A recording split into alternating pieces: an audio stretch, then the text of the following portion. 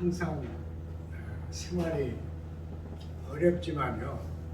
금년은 정말 경험해 보지 못한 그런 삶을 살았습니다. 그런데 오늘 참 기막히게 우리 모두가 편안하게 또 건강하게 이렇게 감사절 예배를 함께 드리게 되어서 정말 감사하고 하나님께 영광을 바칩니다. 그 야곱이 말년에 자기 아들 요셉이 청에서 애굽으로 갔을 때 애굽 왕이 그 야곱에게 네 나이가 얼마냐 그렇게 물었습니다. 그러니까 몇 살이라고 했어요? 130살이라고 했습니다. 아마 조금만 지나면 사람들이 130살은 넉넉히 살 거라고 저는 생각하고 있습니다. 130이라고 그러면서 130이지만은 우리 그 선조들에 비하면 짧습니다. 그래서요. 그리고 130년 사는데 엄청 어렵게 지냈습니다. 그렇게 말했습니다. 참 우리는 100살도 못 되지만은 저는 이 감사절 준비하면서 혼자 가만히 생각해 보니까 야곱이 어렵게 살았다고? 나는 야곱보다 2배나 어렵게 살았다. 그랬습니다. 그런데 이즘에 저희 동료 목사님들에게 전화하면 병원에 입원했다고 그러고요.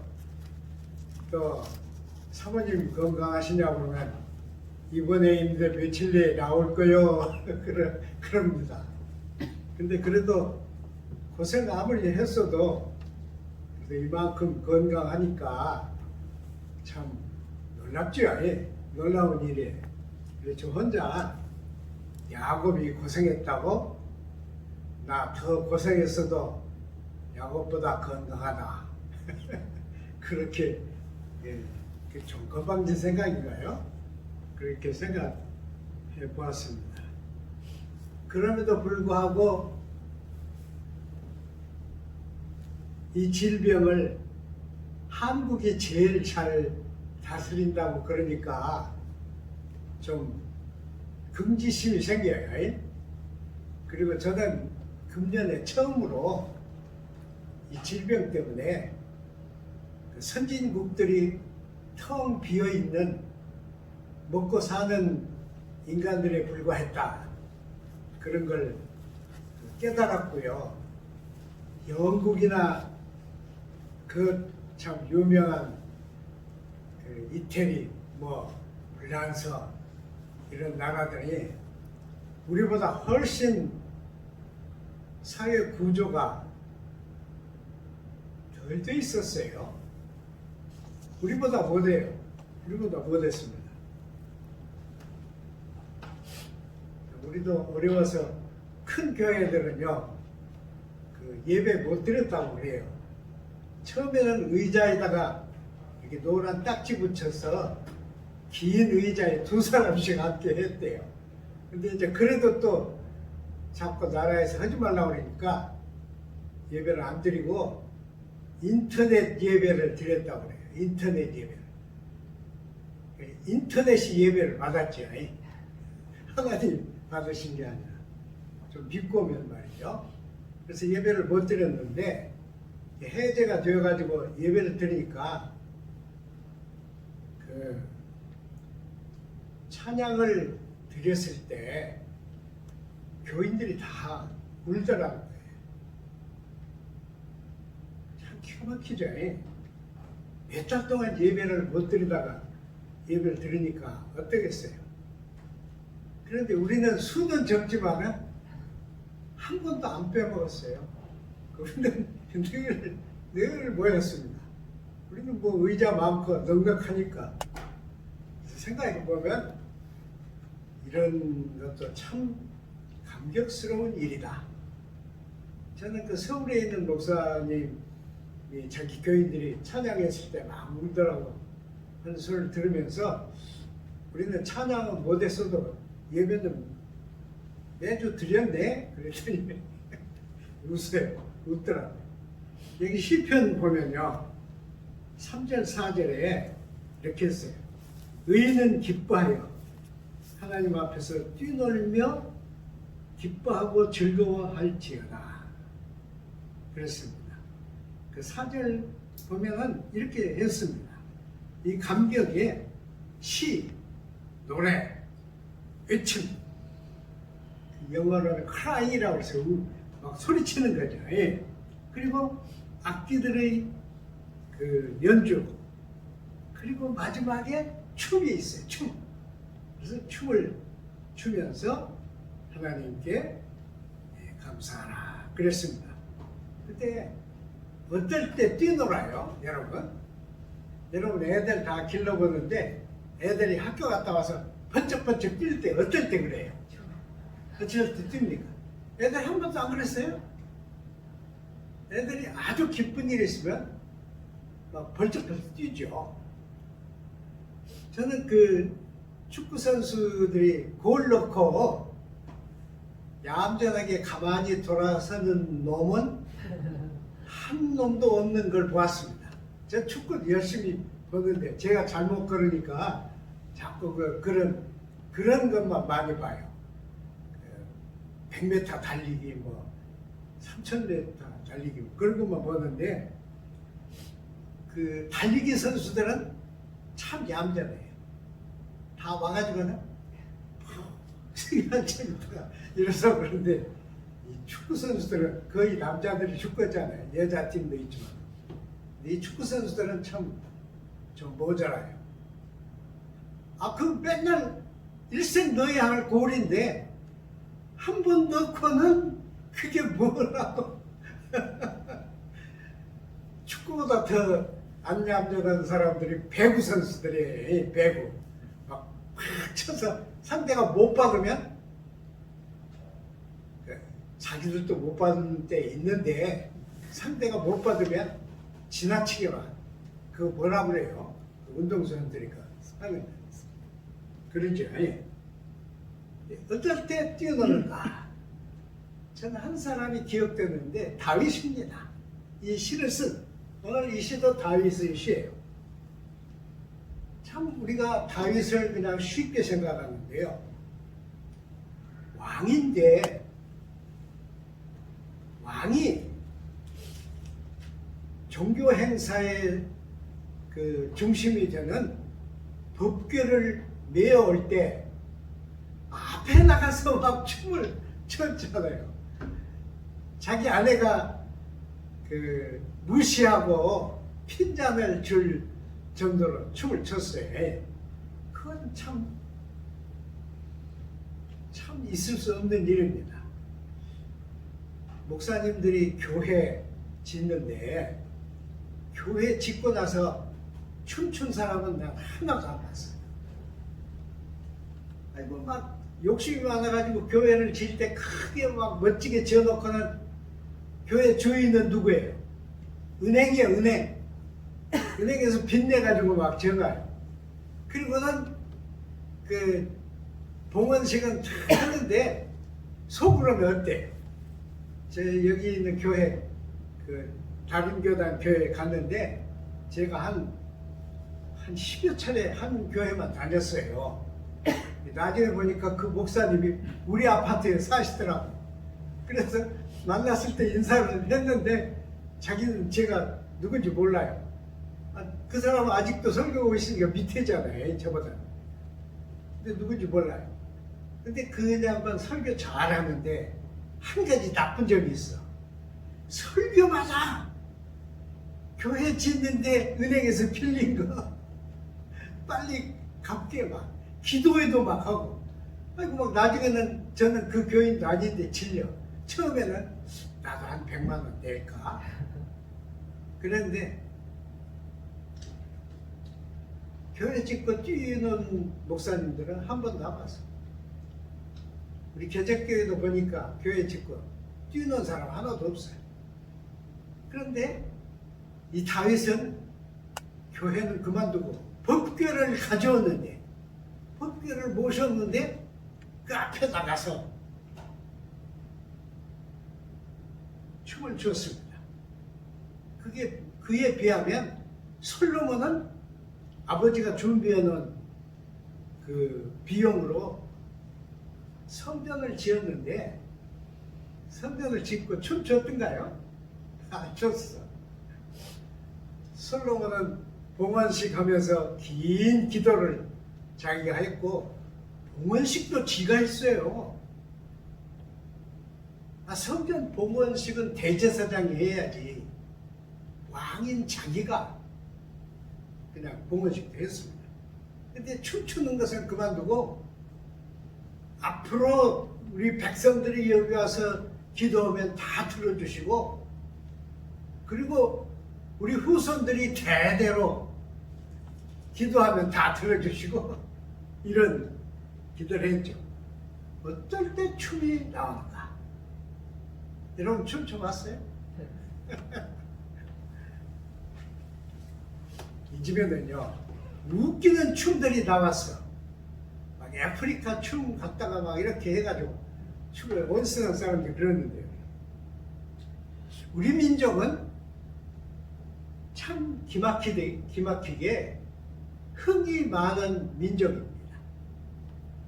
아마 세계에서 인구 비로 우리나라는 5천만인데 시인이 몇 명이나 될까요?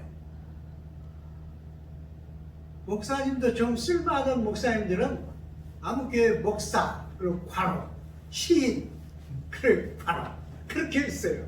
시인들 많습니다. 엄청 시인 많아요. 제 친구 목사님 부인도 최근에 어떤 시집에 이렇게 시 넣거나 우리 집에 와서 좀 자랑했는데, 저는 혼자서, 말하지 말아요 여러분. 저는 혼자서, 이 양반이 시인인가 보통 아줌마인가 여러 차례 이렇게 봐서, 이제 시인 표지는 없더라고요. 우리는 참 흥이 많은 백성들입니다. 그래서요, 외국에 가가지고 어디서 알이랑 가락이 나오면 그냥 못 갑니다. 저도 그런 경험이 있는데 못 가요. 그래서 어디서 나온가 쳐다봐야 돼. 우리 백성들은 그 춤에 대해서 유명한 표현이 있는데 뭐라 그래요? 덩실. 이거 웃기는 얘기예요. 덩실이 뭐예요? 천천히 따져보면 아무것도 아니에요. 그런데 덩실. 애들이 덩실. 아줌마들이 덩실. 또 지식인들이 덩실. 여러분, 최고로 멋있는 단어예요. 덩실. 그리고요, 우리 국민은 사람이 죽어서 간 길에도 영혼을 보내는 춤을 춰요. 이 춤은 아무나 못 춥니다. 영혼을 보내는 춤. 이 춤은 상당히 인정을 받은, 그래서 아마 돈으로 따지면 한 번 와서 춤추면 수백만 원 줘야 하는 그런 춤이죠. 저는 그 춤 봤어요. 저는 그 춤추는 거 일부러 가서 봤는데, 처음에는 기독교인이니까 그 춤을 볼 때 처음에는 좀 불쾌해요. 근데 가만히 아무도 말하지 않잖아요. 그때 그 춤을 추는 모습을 보고 어떤 몸짓에서 영혼을 보내려고 하는 것인가를 보니까요, 참 정말 그 춤 배워놔야겠더라고. 엄청 영혼을 보내. 그냥 울고 끝나는 게 아니에요. 그리고 또 병이 들면 아직 의학이 발전하기 전에는 우리가 어떻게 했습니까? 병이 들면 무당이 와서 춤을 춥니다. 이 춤이 어떻게 정말 깊은 의미가 있는지 귀신이 쫓겨나. 근데 그 서울대 교수였던 이부영이라고 하는 교수가 있어요. 근데 이분은 그 한국의 무속이라고 하는 책을 썼습니다. 근데 그 한국의 무속이라는 책, 이분은 그분도 기독교인이에요. 내가 알기는. 근데 하나도 그런 그 종교적인 편견 없이 어떻게 그것이 발전해오고 어떤 의미가 있는가 하는 것을 전부 쭉 썼어요. 근데 거기에 정말 병난 사람을 위해서 춤추는 그 무당의 춤, 뭐라 그러죠? 그 신과 마주치는 거. 그렇게 하면 병이 낫는다. 그렇게 했습니다. 근데 여기 이렇게 했어. 그의 이름은 여호와시니 그의 앞에서 뛰놀지어다. 뛰놀아라. 그러고 보니까 저는 일생 목사를 했는데 하나님 앞에서 뛰놀 일이 한 번도 없네. 좀 뛰놀아야 하는데 이것은 제 보기는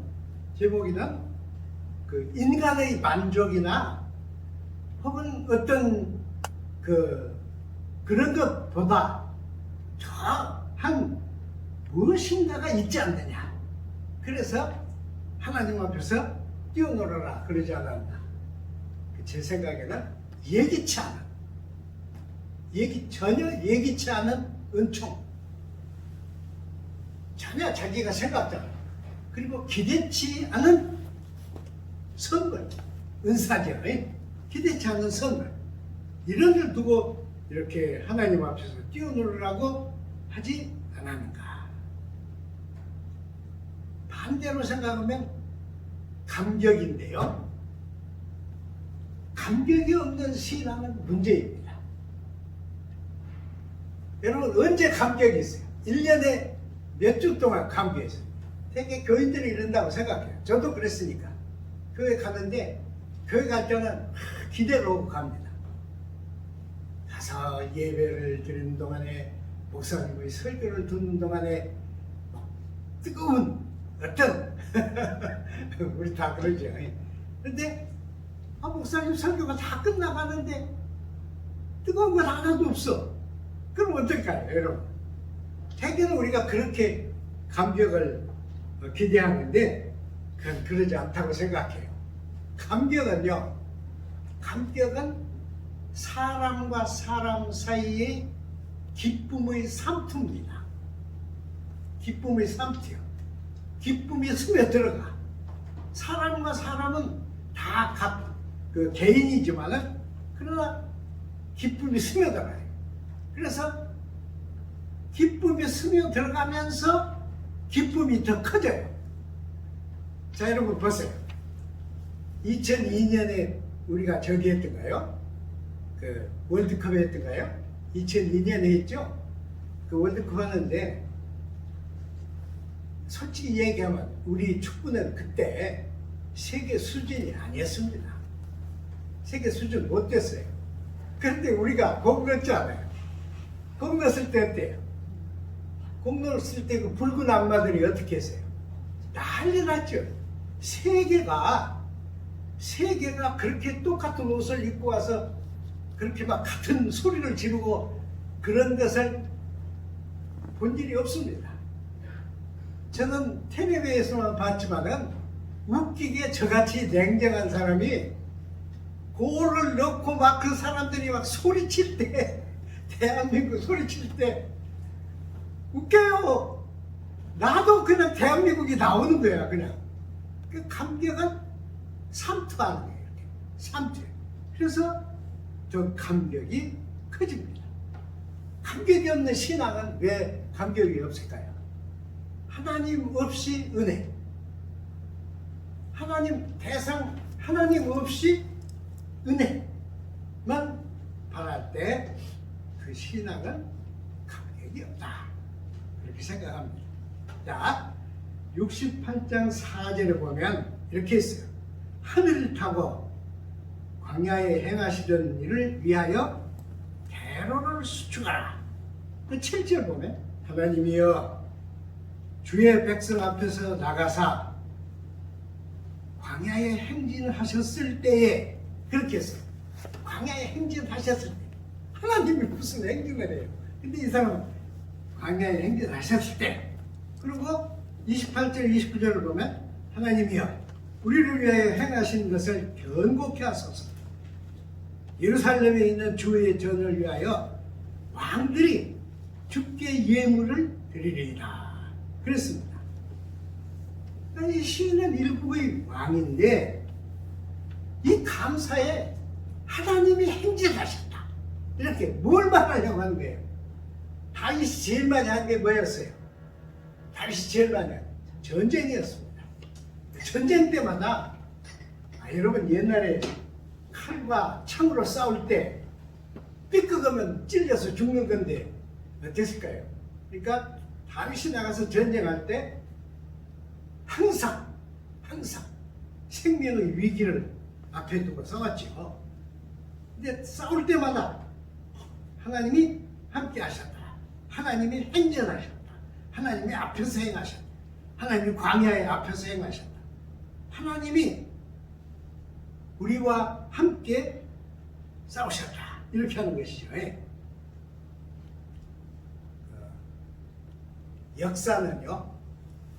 역사는 대개 우리나라 역사 그러면 이순신 이러죠. 이순신 또 누구 나와요? 저는 잘 모르겠네요. 지금 그 현대사에서 사람들에게 알려진 장군 누구예요? 최명신 그랬잖아요. 나는 장군 묘소에 안 갑니다, 그랬죠? 최명신만 그랬어요. 나는 장군 묘소에 안 갑니다. 왜? 월남에 가서 같이 싸운 사람들 엄청 죽었잖아요. 그때 저희가 서울 신당동에 살았는데 잠시 저녁이면 사이렌 소리 나고 막 차 매한테 지나갑니다. 동작동으로 가는 거예요. 서울공항에서 내린 죽은 사람들의 유골을 동작동으로 가는 겁니다. 차 한두 개 가는 게 아니에요. 모든 차에는 헌병들이 마스크 끼고 장갑 끼고 유골을 딱 안고 앉아있는, 얼마나 많은 사람이 죽었어요. 근데 역사를 기록한 사람은 장군만 기록하지 죽은 사병들은 하나도 기록을 안 씁니다. 그것을 가장 맹렬하게 지적한 사람이 푸코라고 하는 사람, 푸코, 그 프랑스 철학자 푸코입니다. 그리고 베냥, 그리고 데리다, 그리고 하브마스. 이 사람들은 역사의 주인공들은 희생자들인데 왜 역사를 쓴 사람들은 희생자를 그늘 속에 다 처박아 버렸느냐? 그건 안 되는 것이다. 그렇게 하죠. 그래서 이 사람들에 의해서 진짜 역사는 기록된 역사가 아니고 죽은 자들에게 기록되어 있다, 그렇게 하는 겁니다. 죽은 자들, 국가와 사회를 위해서 희생한 죽은 자들이 역사적 증거물입니다. 근데 승전을 하면 누가 승전가가 돼요? 장군이 승전 장군이 되는 거예요. 그런데 다윗은 달랐잖아요. 저는 이 다윗이 그 성경을 읽을수록 다윗의 인격에 점점 감동을 받는데요. 다윗이 왕이에요. 나가 싸웠어. 나가 싸웠는데 전쟁에 맨날 이겼어요. 한두 번밖에 안 졌습니다. 그러면 우리 같으면 어때요? 트럼프 같았으면 어땠을까? 네, 트럼프 같았어. 그런데 다윗은 아니에요. 우리가 전쟁에 나갈 때 하나님이 우리와 함께 가셨습니다. 그리고 광야에서 우리가 싸울 때 하나님이 행진을 하셨습니다. 하나님이 거기 행진을 하셔서 우리가 이긴 것입니다. 그러니 어쩌라는 거예요. 그러니 뛰놀지어다. 하나님 앞에서 뛰놀지어다. 내 영혼이 하나님 앞에서 뛰놀지어다. 그랬습니다. 예, 마지막으로요. 15절을 보면은 바산의 산은 하나님의 산이요. 바산의 산은 높은 산이로다. 그리고 그 밑에는 너희 산들아, 왜 하나님이 거하시려고 하는 산을 시기하느냐 이랬습니다. 참 놀라운 얘기인데 왜 이렇게 시기하냐. 그때 다윗 때는 성전이 아직 없었잖아요. 아직 시온산에 성전을 안 지었습니다. 근데 다윗은 이렇게 말하는 거예요. 왜 하나님이 거하시려고 하는 산을 시기하느냐. 여러분, 산은, 제 생각에는 산은 각 나라의 백성들의 생명의 축입니다. 그래서 우리 그 호남에서 최고로 멋있는 산이 무슨 산입니까? 지리산이죠. 예, 지리산. 우리가 자꾸 지리산 그러면 광주 사람들은 못 견뎌요. 그래가지고 무슨 소리야? 무등산이지. 그럼 뭐라고 말해요? 무등. 등수에도 못 드는 산이 산이냐? 저는 광주 목사님들을 맨날 그랬어요. 등수에도 못 드는 산이 산이냐? 아, 근데 한 번은 아무 준비도 없이 광주를 갔다가 광주 목사님들이 무등산 올라가자. 그래서 올라갔어요. 아무 준비도 없이. 아, 그래가지고 멋있는 바위가 있어요. 천층에 막 재있는 바위가 있어요. 제가 조금 모자라잖아요. 그래서 올라갔어. 올라가긴 올라갔는데 내려올 수가 없어요. 무서워서 내려올 수가 없어. 그리고 밟을 것도 없어. 아, 그때 제가 밑에 있는 목사님들에게 야, 무등산도 산이다. 나 좀 내려줘라. 그랬더니 어떤 목사님이 올라오세요. 야, 임마, 앞으로 내려가지 말고 뒤로 가. 뒤로 해서 내려가. 여기는 뒤로 내려가면 돼. 그래서 쑥 내려와서 야, 무등산도 산입니다. 산은 그 민족의 생명의 축입니다. 아, 우리가 저기 외국에 산 보러 가잖아요. 럭키산 산 보러 가는데 비행기에서 산을 쫙 내려다보면 옛날 제가 비행기 탈 때, 옛날 제가 외국에 다닐 때는 우리나라 산이 저렇게 푸른 산이 아니었어요. 그때 막 창피해. 다른 나라 산. 특히 일본에 왔을 때 막 오밀조밀한 산에 그 나무들이 막 쫙 있는데 우리는 그때 벌건 산이었잖아요. 다 쳐다 떼버리고. 그때 그냥 비행기에서 그 느낌. 야, 우리는 정말 큰일 났다. 근데 어느덧 우리가 더 멋있는 산을 만들었죠. 온 한국에 있는 산 가운데 나무 없는 산은 하나도 없습니다. 온 산이 되었죠. 어떤 사람들은 인생은 산을 오르다가 60대가 되면 내려가는 것이다. 그런데 저는 살아보니까 내려가는 것이 아니더라고요. 우리는 끝까지 올라가요. 끝까지 올라갑니다. 점점 오르기가 힘들고 힘이 모자라고 그럴 뿐이지 우리는 끝까지 올라갑니다. 근데 여기 이 시인은 왜 산 얘기를 했을까요? 이게 놀라운 일이에요. 시온산이라고 하는 것은 우리 군산에서 말하면 저기 옥산에 있는 산만 할까요? 그밖에 안 돼요. 그런데 여호와께서 계시려고 한 산이다. 그래가지고 이렇게 하는 거예요. 그러니까 이게 무슨 산이에요? 사람들의 마음에 있는 산입니다. 아직 성견도 없으니까 마음에 있는 산이에요. 그게 무슨 얘기예요? 모든 사람들의 영혼을 묶은 영산입니다. 영산. 영의 산. 영산이에요. 여러분 이렇게 한번 생각해 보세요. 시편 121편을 보면 내가 산을 향하여 눈을 들리라 그랬어요. 여기도 아까 뛰놀아라 그랬는데 내가 산을 향하여 눈을 들리라. 나의 도움이 어디서 올꼬 그랬는데요. 여러분 만일 모세가 양들을 끌고 나가서 양을 먹이다가 그 성경에는 호렙산이라고 쓰였어요. 호렙산 시내산 같은 이름입니다. 호렙산을 바라봤어. 만일 모세가 호렙산을 바라보지 않았다면, 여러분, 호렙산을 바라보지 않았다면 호렙산은 역사 속에 그대로 있을 겁니다. 모세가 바라본 산은 지금도 신의 산 그대로 있어요. 한국 사람들, 특히 한국의 목사님들은 죽기 전에 신의 산 가보려고 다 가요. 다 갑니다. 그리고 못 올라가니까 헬리콥터 타고 가요. 헬리콥터 타고 가서 이제 가는데 가서 보면 돈 아까워요. 바지산이에요. 바지산. 아무것도 없어요. 그런데 모세가 이 산을 바라봤어요.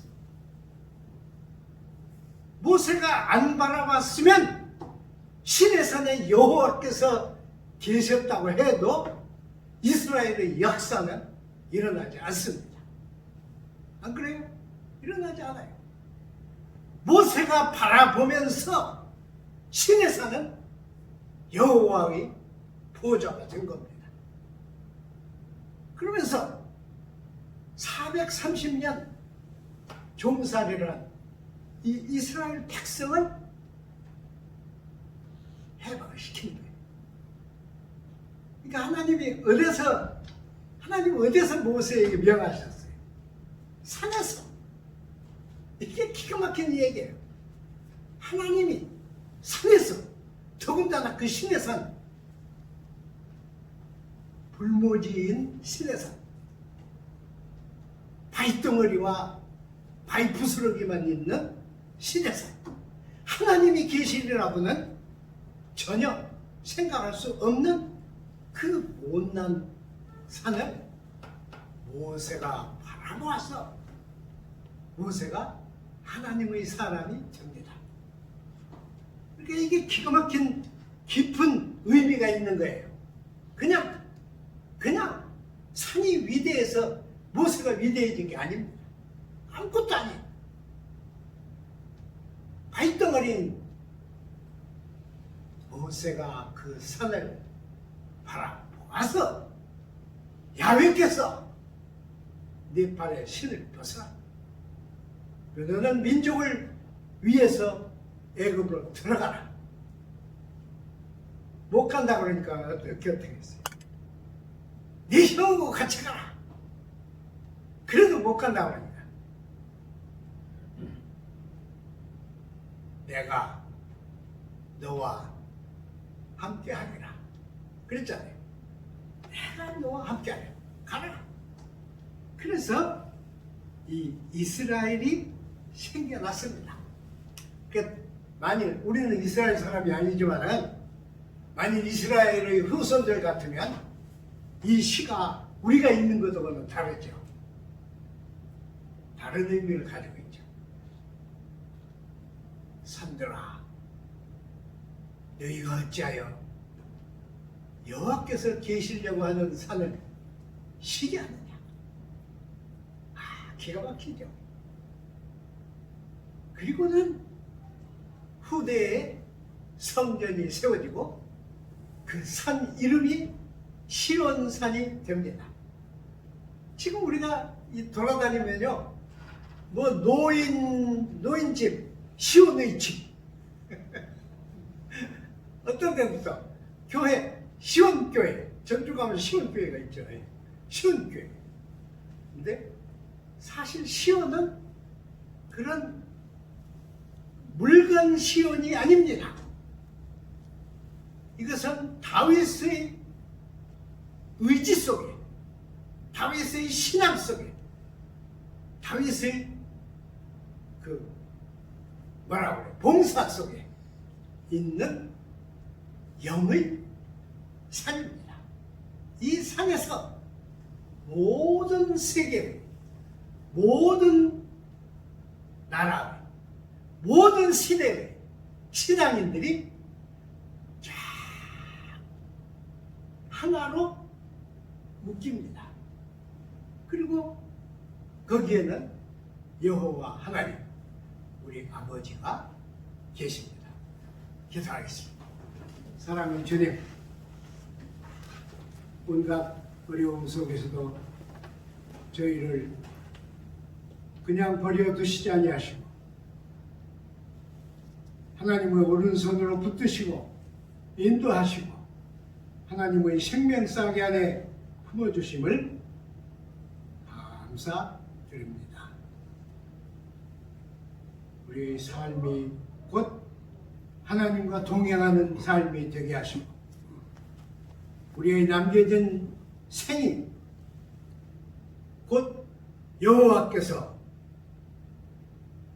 행진하시는 생이 되게 하옵소서. 우리들의 각 가정, 우리들에게 주신 자녀들, 하나님의 은혜의 열매가 되게 하나님께서 붙드시옵소서. 예수님 이름으로 기도